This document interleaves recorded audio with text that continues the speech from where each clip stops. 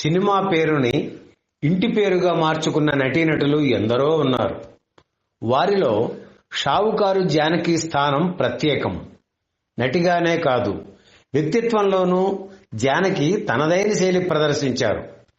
మహిళ అంటే 4 గోడల మధ్య ఉండే వస్తువు కాదని ఆ రోజుల్లోనే నిరూపించిన సాహసవంతురాలు ఆవిడ.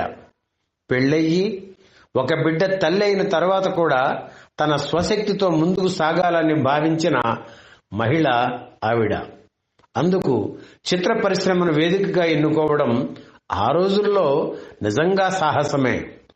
తెలుగుతో పాటు తమిళ, కన్నడ, మలయాళ భాషల్లో 400కి పైగా చిత్రాల్లో నటించారు జానకి. 94వ ఏట కూడా ఆమెలో కనిపించే ఉత్సాహం, పట్టుదల, క్రమశిక్షణ, ఆరోగ్యవంతమైన జీవన విధానం నేటి తరానికి స్ఫూర్తిని కలిగిస్తాయి. ఆమె జీవిత విశేషాలు ఈ వీడియోలో చూద్దాం. 1931 డిసెంబర్ 12న సాంప్రదాయ బ్రాహ్మణ కుటుంబంలో పుట్టారు. ఆమె తండ్రి పేరు టేకుమళ్ల వెంకోజీరావు, తల్లి శశీదేవి. ఈ దంపతులకు 6 పిల్లలు, 3 ఆడపిల్లలు, 3 మగపిల్లలు. వాళ్లలో పెద్దవారు జానకి. ఆమెకు చిన్నతనం నుంచి నృత్యం మీద ఆసక్తి ఉండటంతో వేదాంతం జగన్నాథ శర్మ దగ్గర చేర్పించారు వెంకోజీరావు. ఆయన పేపర్ తయారీ టెక్నాలజీలో నిపుణులు. మొదట్లో ఆయన పశ్చిమ బెంగాల్లో కుటుంబంతో ఉండేవారు. జానకి అక్కడే పుట్టారు. కృష్ణకుమారి పుట్టిన కొన్ని రోజులకు వీరి కుటుంబం ఉద్యోగరీత్యా రాజమండ్రి వచ్చేసింది. అక్కడకు రాగానే శచీదేవి చేసిన మొదటి పని ఒక మాస్టారుని పెట్టి పిల్లలకు తెలుగు నేర్పించడం. అక్కా చెల్లెళ్లలో జానకి వాగుడుకాయ, కృష్ణకుమారి మితభాషి. వెంకోజీరావును ఆనాటి ఉమ్మడి మద్రాస్ ప్రభుత్వం తన పేపర్ ఎక్స్పర్ట్ గా నియమించింది. దాంతో టేకుమళ్ల వారి కుటుంబం చెన్నపట్నం చేరింది. ఆంధ్ర మహిళా సభ స్కూల్లో జానకి, కృష్ణకుమారిలను చేర్పించారు వెంకోజీరావు. అనుకోకుండా వీళ్ల నృత్య గురువు వేదాంతం జగన్నాథ శర్మ కూడా రాజమండ్రి నుంచి మద్రాసు చేరడం, అక్కడ మళ్లీ అక్కా చెల్లెళ్లకు నాట్యాభ్యాసం మొదలైంది. అప్పట్లో అక్కడి ఆకాశవాణిలో ఆర్టిస్టుగా చేరి నాటకాలలో పాల్గొనేవారు జానకి. కొన్ని నాటకాల్లో కూడా నటించారు. 1947లో శంకరమంచి శ్రీనివాసరావుతో జానకి వివాహమైంది. వైవాహిక జీవితం ఆమెకు పీడకలే అయింది. పెళ్లయ్యాక ఆర్థిక ఇబ్బందులు మొదలయ్యాయి. 18 ఏళ్ల వయసులో 3 నెలల పాపను పోషించడానికి చేతిలో డబ్బు కూడా లేకపోవడంతో డబ్బు సంపాదనకు సినీ రంగమే జానకి దారి చూపించింది. అప్పటి వరకు రేడియో నాటకాలకు పరిమితమైన జానకిలోని కళ ఆమెకు బతుకు తెరువయింది. తొలి చిత్రం షావుకారు.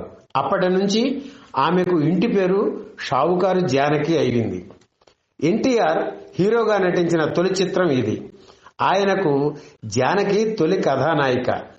ఆమెకు తొలి హీరో ఎన్టీఆర్. ఇక అప్పటి నుంచి రోజులు మారాయి. ఏది నిజం, ముందడుగు, మంచి కుటుంబం, మంచి మనసులు, అక్కా చెల్లెలు, ఇంటి గౌరవం వంటి సాంఘిక చిత్రాల్లో, రేచుక్క, పగటి చుక్క వంటి జానపద చిత్రాల్లో, గంగా గౌరి సంవాదం, శ్రీ వెంకటేశ్వర మహాత్మ్యం వంటి పౌరాణిక చిత్రాల్లోనూ నటించి మంచి గుర్తింపు పొందారు. వినోద వారి దేవదాసు చిత్రంలో పార్వతి పాత్ర జానకి పోషించాలి. కానీ చివరి క్షణంలో అది చేజారి సావిత్రికి దక్కింది. ఇటువంటి పరిస్థితులను, అసంతృప్తికరమైన సంఘటనలు జానకి నట జీవితంలో చాలానే ఉన్నాయి. అయినా వాటిని ఎదుర్కొని నిలదొక్కుకోగల మనోస్థైర్యం, మానసిక పరిపక్వత ఆమె నటనా స్థాయితో పాటు పెరుగుతూ వచ్చాయి. ఎన్టీఆర్ సరసన ఎక్కువ చిత్రాల్లో నటించారు జానకి. వారిద్దరూ నటించిన వద్దంటే డబ్బు, జయం మనదే, కన్యాశుల్కం, పెంపుడు కూతురు వంటి చిత్రాలు విజయం సాధించాయి. ఎన్టీఆర్ తొలి సొంత చిత్రం పిచ్చి పుల్లయ్యలో జానకి కీలక పాత్ర పోషించారు. ఇందులోనే జానకి చెల్లెలు కృష్ణకుమారి తొలిసారిగా ఎన్టీఆర్ సరసన నటించారు. ఎన్టీఆర్ సొంత సంస్థ ఎన్ఐటి పతాకం బ్యానర్లో వెంకటేశ్వర స్వామి విగ్రహాన్ని మధ్యలో పెట్టి కుడివైపున లక్ష్మీదేవిగా జానకినే కూర్చోబెట్టడం విశేషం. ఎన్టీఆర్ తనయుడు బాలకృష్ణ హీరోగా నటించిన రామ్ రహీం చిత్రంలోనూ, వేములవాడ భీమకవి చిత్రంలోనూ ఆయనకు తల్లిగా జానకి నటించారు. ఇక ఏఎన్ఆర్ సరసన జానకి నటించిన రోజులు మారాయి, మంచి మనస్సులు, డాక్టర్ చక్రవర్తి, మంచి కుటుంబం, అక్కా చెల్లెలు మంచి ఆదరణ పొందాయి. వీటిల్లో రోజులు మారాయి చిత్రంలోనే జానకి సోలో హీరోయిన్. మిగిలిన సినిమాల్లో ఇతరులు కూడా నాయకులుగా నటించారు. అక్కా చెల్లెల చిత్రంలో జానకిపై చిత్రీకరించిన పాండవులు పాండవులు తుమ్మెద పాట ఆ రోజుల్లో ఓ సంచలనం, ఓ ఊపు ఊపింది.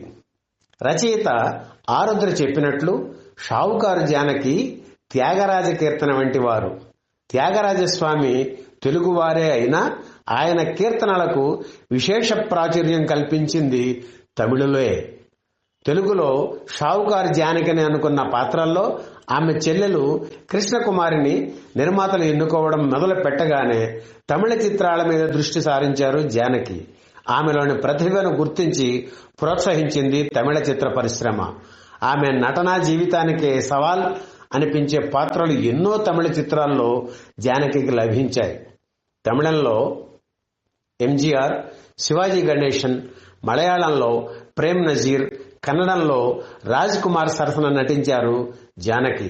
తమిళంలో శివాజీకి హిట్ పేరుగా నిలిచారు. తెలుగులో విషాద పాత్రల నటి అని ముద్రపడిన జానకితో శివాజీ గణేశన్ తన చిత్రం పుదియ పరవైలో ఒక ఆధునిక గాయని పాత్ర చేయించి ఆమెకు అన్ని రకాల పాత్రలు రావడానికి కారణమయ్యారు. ఇక తమిళ దర్శకుడు కె బాలచందర్ అంటే జానకికి ఎంతో ఇష్టం. వారిద్దరూ ఎంతో స్నేహంగా మెలిగేవారు. బెంగాలీ చిత్రం ఉత్తర ఫల్గున్ జానకి మనసుకి బాగా నచ్చింది.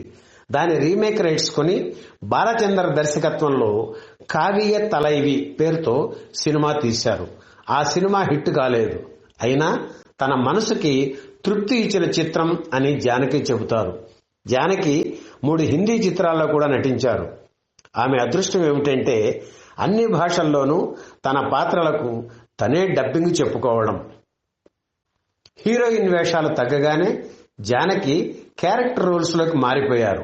తాయారమ్మ, బంగారయ్య, పార్వతీ పరమేశ్వరులు, సంసారం ఓ చదరంగం, దేవదాస్ మళ్లీ పుట్టాడు, గోపాలరావు గారి అమ్మాయి వంటి చిత్రాల్లో కీలక పాత్రలు పోషించి పేరు తెచ్చుకున్నారు. జానకి మంచి నటి మాత్రమే కాదు, పాకశాస్త్ర ప్రావీణ్యురాలు కూడా. చిత్ర ప్రముఖుల్లో చాలా మంది ఆమె చేతి వంట రుచి చూసిన వారే.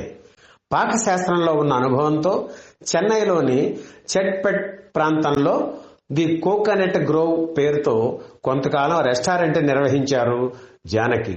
93 ఏళ్ల వయసులో కూడా జానకి ఇప్పటికీ తన దగ్గరికి వచ్చిన పాత్రల్లో నటించడానికి సిద్ధంగానే ఉన్నారు. జానకికి 2 ఆడపిల్లలు, 1 కుమారుడు. అందరూ స్థిరపడ్డారు. ఆవిడ మనవరాలు వైష్ణవి కూడా కొన్ని చిత్రాల్లో నటించి ఆ తర్వాత పెళ్లి చేసుకుని సినిమాలకు దూరమయ్యారు. జీవితంలో సాహసాలు, ఒడిదుడుకులు, ప్రేమాయణాలు, విషాదాలు, మధుర ఘట్టాలు అన్నీ చూశాను. ఏవో కోల్పోయానన్న బాధ, లోటు లేవు అంటారు జానకి. పరిపూర్ణ జీవితాన్ని అనుభవించిన సంతృప్తి ఆవిడ మాటల్లో ప్రతిధ్వనిస్తుంది. ఈ వీడియో మీకు నచ్చితే లైక్ చేయండి, షేర్ చేయండి, వెంటనే సబ్స్క్రైబ్ కూడా చేయండి.